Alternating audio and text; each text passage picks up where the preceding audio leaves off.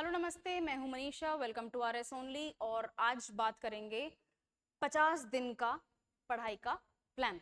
Now ma'am, 50 दिनों में ऐसा क्या स्पेशल है? 45 डेज होता, 60 डेज होता, 90 डेज होता।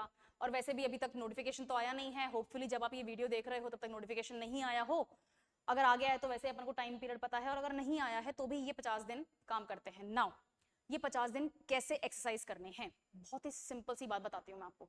बहुत सिंपल। आप पता है शॉक हो जाओगे कि ऐसा भी हो सकता है। हाँ, ऐसा हो सकता है।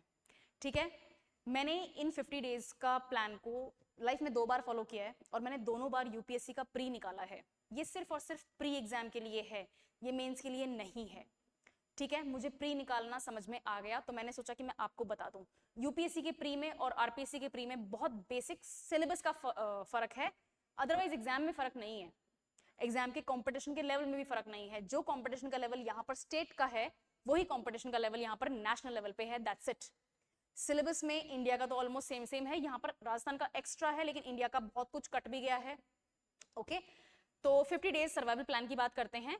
उससे पहले I want to remind you कि अगर आप कुछ अमाउंट ऑफ सिलेबस कवर कर चुके हो, कुछ अमाउंट ऑफ सिलेबस मेरा मतलब है कि जैसे मैम मैंने ज्योग्राफी सिलेबस कवर कर लिया, या फिर मैम मेरा 50% पॉलिटी हो गया, 50% साइंस एंड टेक हो गया, और अराउंड 20% ज्योग्राफी हो गया, या फिर मैम मैंने हिस्ट्री और ज्योग्राफी कर लिया, मैं पॉलिटी कर रहा हूँ, जो भी आपका कॉम्बिनेशन है, ये टॉपिक्स आपने कवर कर लिए। इन टॉपिक्स को कवर करने के बाद में आपको अपने आप को टेस्ट करना चाहिए। सो मेरे पास में पासेस अवेलेबल हैं।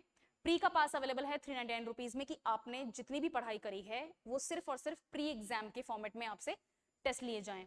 या फिर आपको लगता है कि मैम मेरे को तो ना मेंस और प्री की दोनों की एक साथ तैयारी करनी है, आंसर राइटिंग भी देखना है, वैसा कोई test, yes I have that also. 799 rupees में अनलिमिटेड टेस्ट प्री और मेंस के लिए।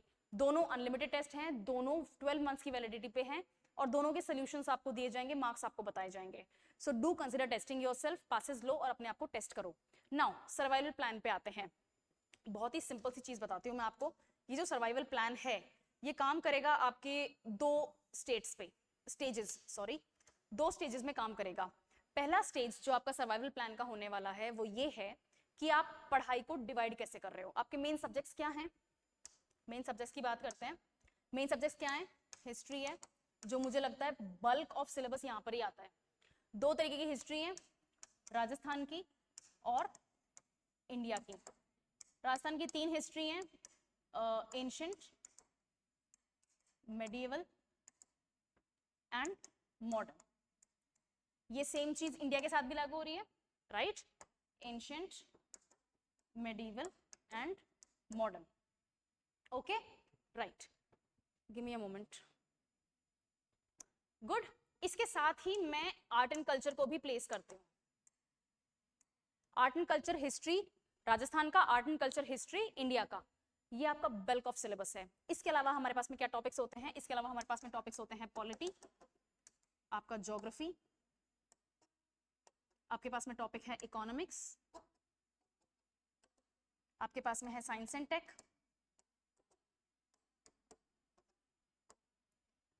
यही टॉपिक्स हैं। If I am forgetting something I am extremely sorry, but ये मेजर आपका बल्क ऑफ टॉपिक्स हैं, यही आते हैं, राइट? इनको भी आप ब्रेक कर सकते हो, है ना? जैसे ज्योग्राफी को आपने ब्रेक कर दिया, इसमें आपका एनवायरमेंट और कोर पोर्शन अलग अलग आ जाएगा।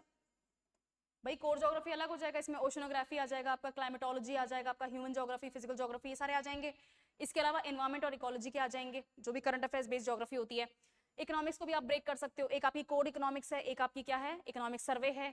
उसके अलावा आपका क्या है, बजट है, ये भी दोनों में ब्रेक हो सकते हैं। इकोनॉमिक रिव्यू राजस्थान सरकार का, इकोनॉमिक सर्वे भारत सरकार का, और बजट राजस्थान सरकार का और भारत सरकार का, right? Yes. Science and tech को भी ब्रेक कर सकते हैं। बायो में फिजिक्स केमिस्ट्री के क्वेश्चंस फिर भी नहीं आते, बट बायो तो मेजरली आती है। एनवायरमेंटल बायो भी आती है, और ह्यूमन बायो भी आती है, और स्पीशी ओरिएंटेड बायो भी आती है। इसके अलावा टेक के क्वेश्चंस आते हैं। साइंस टेक के क्वेश्चन जनरली करंट अफेयर्स का पोर्शन होता है, बट यही आता है। इन सब के साथ में जो भी एसोसिएटेड करंट अफेयर्स है वो आएगा। तो करंट अफेयर्स भी लिख दूं अलग से मैं, सब्जेक्ट के करंट अफेयर्स, और उसके साथ साथ आपके पर्सन्स इन न्यूज आ जाएंगे, आपके स्पोर्ट्स के क्वेश्चंस आ जाते हैं। किसी का कोई ट्रांसफर हो गया, कोई कमीशन में नया आपने चेयरमैन बना दिया, कोई नई कमेटी बन गई है, तो कौन उसका क्या कहते हैं चेयरपर्सन है, जनरली रिटायर्ड जजेस होते हैं, बट ये सारी चीजें हो गई, right? This is your bulk से फेमिलियर वापस होना है। इन 50 दिनों में, जो मैं 50 दिनों का प्लान बताने वाली हूं, इन 50 डेज का मोस्ट इंपॉर्टेंट पोर्शन है सिलेबस से familiarity. Go back to your drawing table, वहां पर देखो आपने सिलेबस प्रिंट करके रखा हुआ है, उस सिलेबस को वापस स्टडी करो और देखो कि आपने क्या स्किप कर दिया, क्या पढ़ लिया। मैं ये नहीं बोल रही कि पढ़ के लर्न भी हो गया, मैं ये कह रही हूं कि आपने एटलीस्ट उस टॉपिक को एड्रेस तो कर लिया, कुछ मिसिंग तो नहीं है। जो मिसिंग है, now is the time to actually start doing that again. कुछ टॉपिक मिस कर दिया है तो उसको अभी उठाओ, पढ़ो। ओके, फर्स्ट थिंग, तो हमने किस बारे में बात करी? First, study your syllabus again. अगर कुछ मिस हो गया है तो pick it up now. Simple, yes. Second, मैंने हमेशा बोला है कि कंसिस्टेंट पढ़ाई करना बहुत ज्यादा जरूरी है और कंसिस्टेंट पढ़ाई के साथ साथ आपको रिवीजन लेकर चलना है। इन 50 डेज में आपको जो अभी तक आपने कर लिया है उसको रिवाइज करना है। पर रिवाइज करें कैसे? रिवीजन जनरली दो तरीके से होता है। फर्स्ट, शॉर्ट नोट्स बना के, एंड सेकंड, अपने आप को टेस्ट करके। लेकिन टेस्ट भी मैं ये मानती हूं कि इन 50 डेज में मैक्सिमम आप 4-5 टेस्ट दो, इनफ है। क्योंकि टेस्ट क्या होता है, ये जो 150 क्वेश्चन आपके टेस्ट में, जिनमें से 20 क्वेश्चन तो आपके मैथ्स और रीजनिंग के होंगे, साइड कर दो उनको। लेकिन ये जो 130 क्वेश्चन हैं, ये 130 क्वेश्चन पूरे सिलेबस को कवर नहीं कर पाएंगे, चाहे आप 5 टेस्ट दे दो इन 50 दिनों में, नहीं कर पाएंगे। लेकिन आपको रिविजन तो सब कुछ का करना है। ज्यादा बेटर तरीका होता है आप शॉर्ट नोट्स जो आपने बनाए थे उनसे रिवाइज करो। अगर उनको और शॉर्टन कर सकते हो, फॉर्मेट और उनका स्किम कर सकते हो या और ज्यादा उसको कंप्रेस कर सकते हो तो ब्रिलियंट, वरना जो आपने बनाया है मोर देन इनफ है। डिस्क्रिप्टिव नोट्स तो नहीं बन सकते, let's be very real, descriptive notes आप नहीं बना पाओगे। शॉर्ट नोट्स बन गए, पढ़ लिए, ये रिविजन का बेस्ट तरीका है। इस रिविजन को टेस्ट करना सेकंड लेवल पे अच्छा तरीका है। आपने जो पढ़ लिया है, जो रिवाइज कर लिया है, उसको टेस्ट कर लो। कुछ गलती कर रहे हो तो अभी के अभी सुधर जाएगी। Okay, third, current affairs. मैं पर्सनली बिलीव करती हूँ कि करंट अफेयर्स को शुरू से पढ़ना स्टार्ट करोगे तो पढ़ाई करना आसान हो जाता है।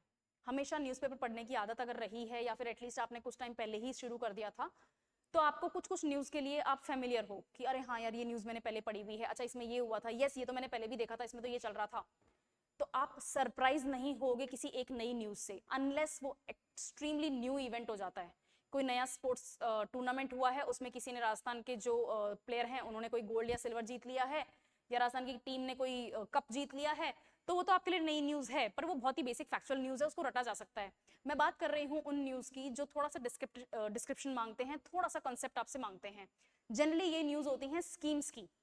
सरकार ने या एडमिनिस्ट्रेशन ने कोई नई स्कीम, सरकार ने कोई नई स्कीम लॉन्च करी है, कोई नई पॉलिसी बनी है, कोई नया कैंपेन लॉन्च हुआ है, कोई नई बीमारी आ गई जिसको टैकल करने के लिए कोई नई वैक्सीन आ रही है, जो भी है इसको ट्रैक किया जा सकता है। और जब पढ़ना ही स्टार्ट कर चुके हो, बहुत पहले से पढ़ते आ रहे हो, तो इनका ट्रैक करना भी आसान होता है। ओके, करंट अफेयर्स इन 50 दिनों में जो ट्रैक करते आए हो वो भी पढ़ो और नया भी निकालो। मैंने आरपीएससी के आरएस के प्री एग्जाम में पर्सनली एग्जाम डेट से 9 दिन पहले जो न्यूज आई थी उसके ऊपर क्वेश्चन देखा है, और वो सरप्राइजिंग न्यू न्यूज थी, नई न्यूज थी, उसको ट्रैक नहीं कर सकते थे, एक नया इवेंट था, उस इवेंट के ऊपर क्वेश्चन आया हुआ है। यानी कि आपको एग्जाम से एक हफ्ते पहले तक का करंट अफेयर्स मेंटेन करके रखना है। करंट अफेयर्स मेंटेन करने का एक बहुत ब्रिलियंट तरीका बताती हूँ। करंट अफेयर्स के नोट्स कैसे बनते हैं वो बताती हूँ। फॉर एग्जाम्पल, आपने न्यूज़पेपर खोला, आपको आज के न्यूज़पेपर में से 3 न्यूज मिल गई। 3 में बहुत अच्छा नंबर बता रही हूँ, जनरली 3 न्यूज नहीं मिलती है हमें, बट मैं 3 का अच्छा नंबर बता रही हूँ कि 3। मैं क्या करती थी, मैं कैसे बनाती थी करंट अफेयर्स के नोट्स?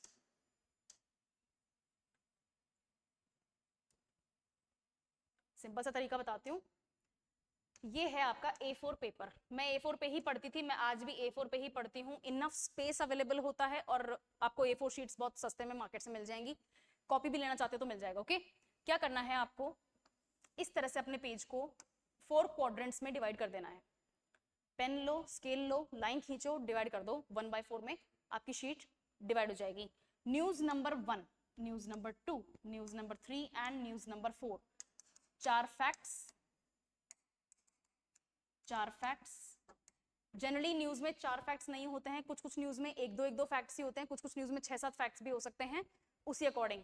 और 2 opinion points, opinion points, same thing here, 4 points इधर, सेम थिंग।